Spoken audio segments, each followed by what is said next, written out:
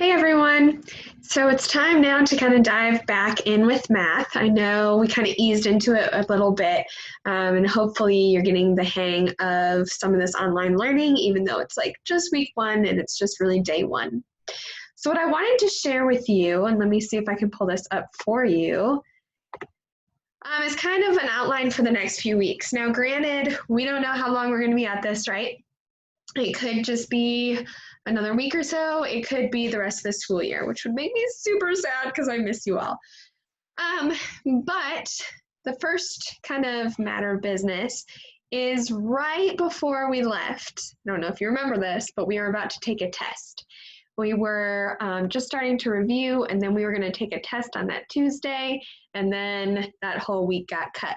So we still need to take that test. So what we're going to do, we're in day one, right? April 1st, that's the first day of online. And what I really want you to start with, though, is some of those backup things like writing out your extended spring break, what you did and what you have concerns about, things like that. Turn that in by Friday, right? Then we'll spend the rest of this week reviewing for the test, and then I'll open up the test on Tuesday morning next week, and you'll be able to work on the test Tuesday and Wednesday. Okay, now the test will be split into two parts, level 2s and 3s. We cut out the level 4s, so you're in luck. Okay, so there's no level 4s. It'll be due by midnight on that Wednesday.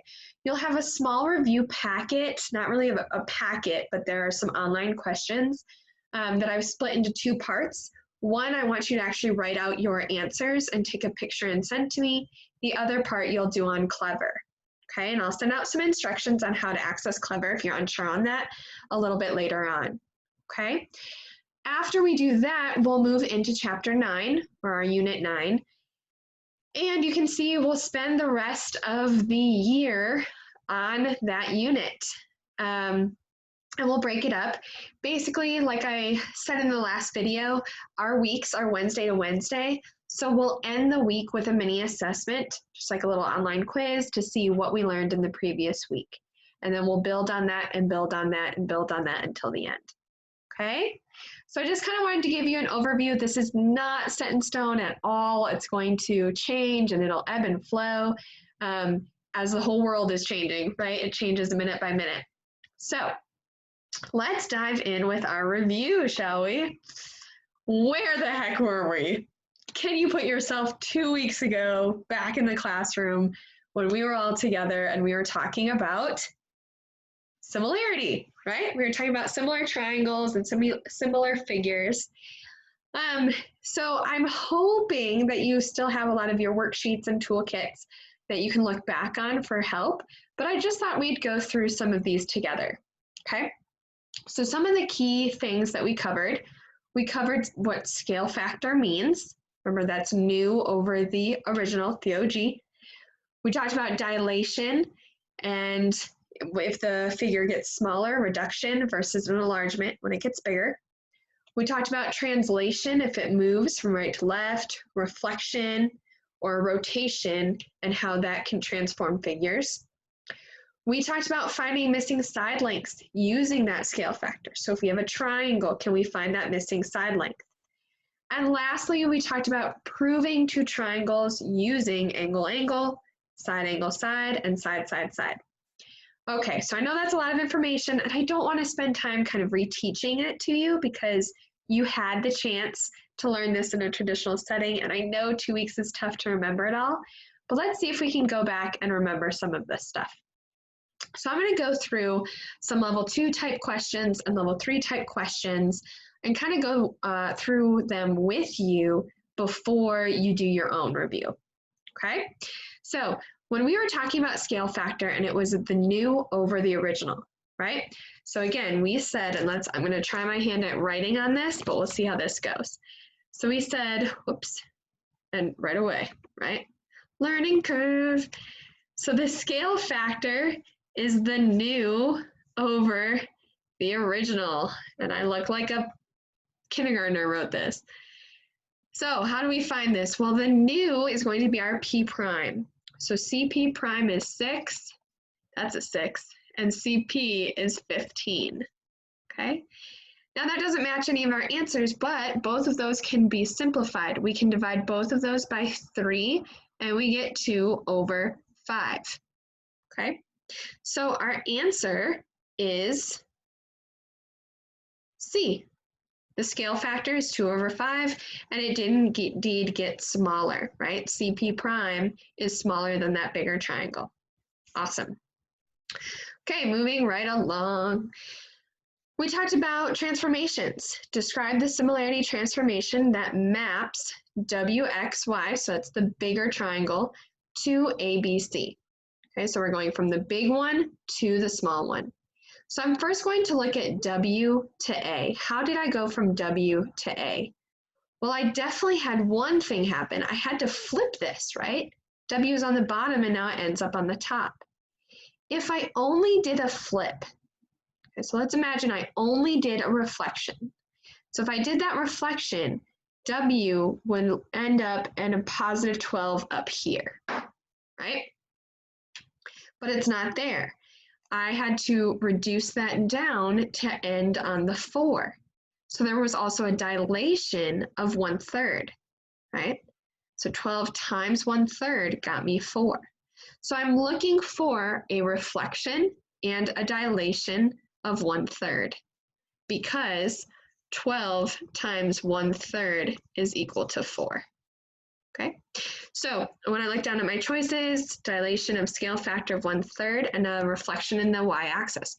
What axis did we flip over? We flipped over the x-axis. So my answer is actually going to be C.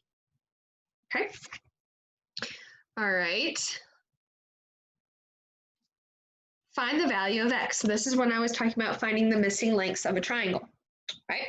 So we have to think that this triangle is similar to that triangle, and it tells you which lines up with which. So S is going to map to G, O is going to map to N, and P is going to map to Q. So to find X, we know that X is going to map to 22, and we also know that 45, let's say that's a 45, maps to 30, okay? So to solve this, we're going to cross multiply. So I'll do this in a different color, but we're going to cross multiply. So I'll say that 30x is equal to 45 times 22. So you can pull out your little calculator or your phone and say 45 times 22 is 990. Okay. Divide by 30. So 990 divided by 30, we get 33. Does that match one of your answers? It sure does. So our answer is D. Okay. Let's do some level 3 type questions. If we want to graph triangle ABC and its image after a dilation with a scale factor of 2. So the first thing we're going to do is plot our points. So if I have -2, +4, I've got a little dot right there. Okay, 0, -4, 1, 2, 3, 4. I have another dot right there. And 2, 0, I have a dot here. So my triangle, looks like this a little bit. Okay.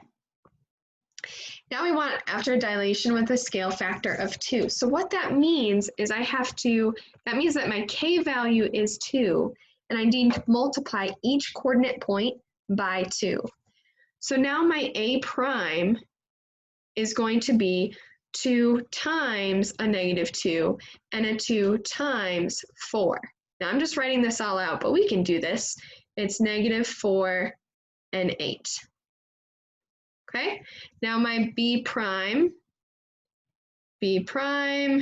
multiplied by 2, we get 0, -8. Clearly, I am just an artist with this stuff.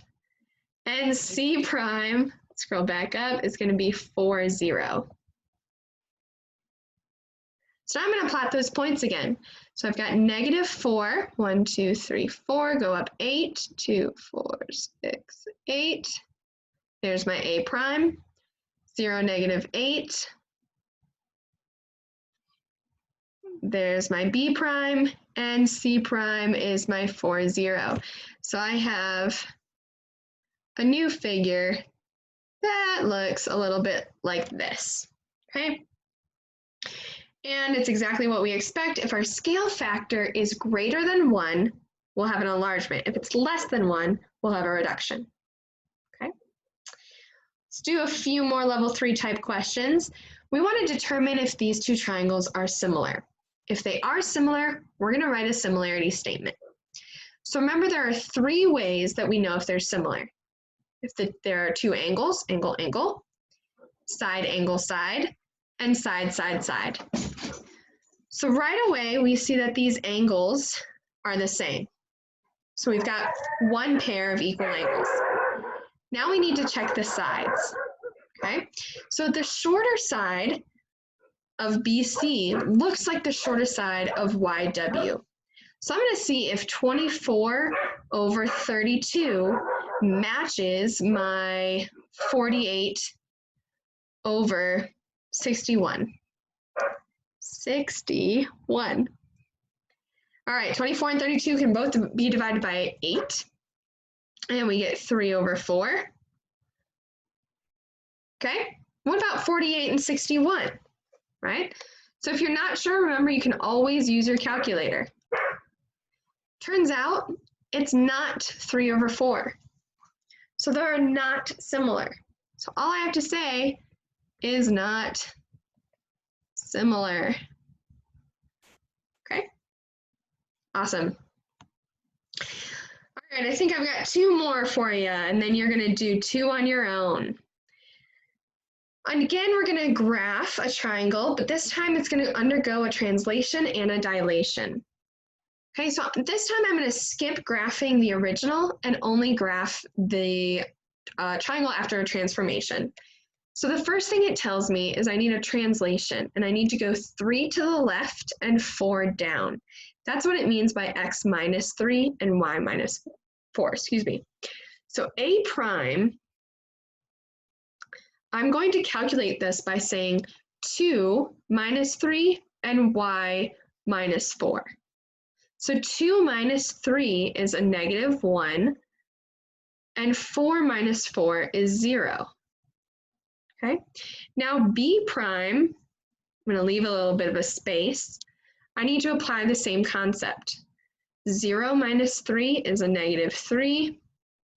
Negative 2 minus 4 is a negative 6. And C prime, again, I'm going to leave a little space. Same concept. 4 minus 3 is 1. 0 minus 4 is a negative 4. Okay.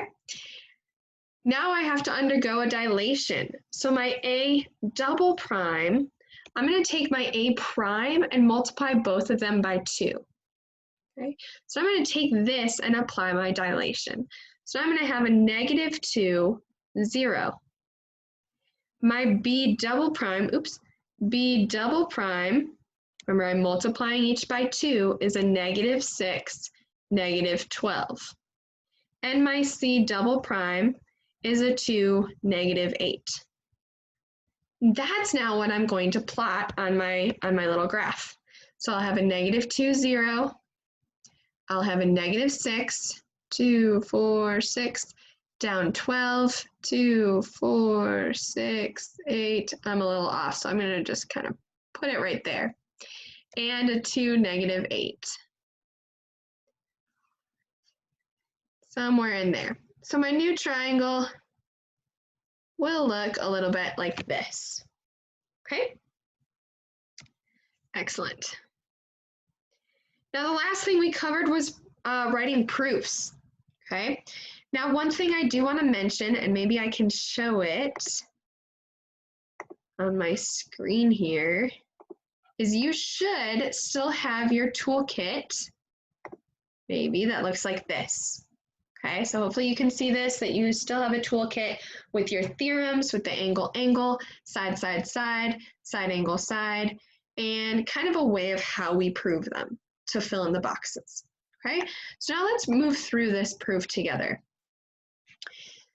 remember at the very bottom here, this is where we want to write our conclusion, our similarity statement. So right away, I'm actually going to fill that in if I can draw this. So I'm going to write that triangle ABC is similar to AMN, but I don't know how yet. That's what I need to prove. Now, what's weird on this one is there are no numbers. It doesn't tell us a side length. It doesn't tell us an angle, but we actually know these things. If you look on your toolkit, it gives you a list of theorems that we can use.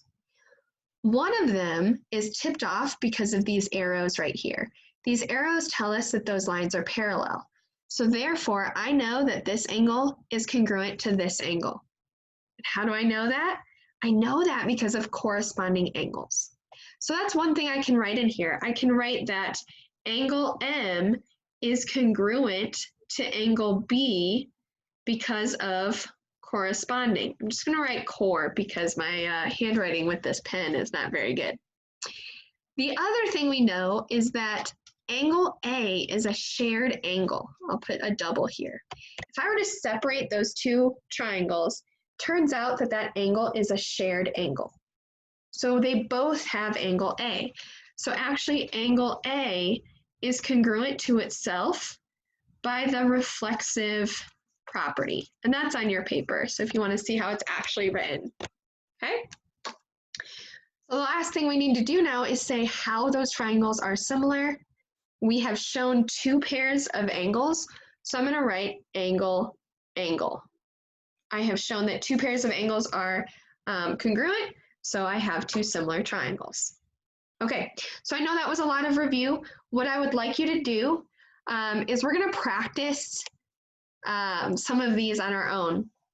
So I want you to pause your video and work on two problems. So you're going to solve it on your own, and you should see answers come up on the right-hand side of your screen that you can plug in your answer. And you will get credit for those just for completion, almost like an attendance grade, not as a correctness grade.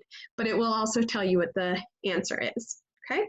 So I'll scroll down to the next one, but I want you to pause and do this one first.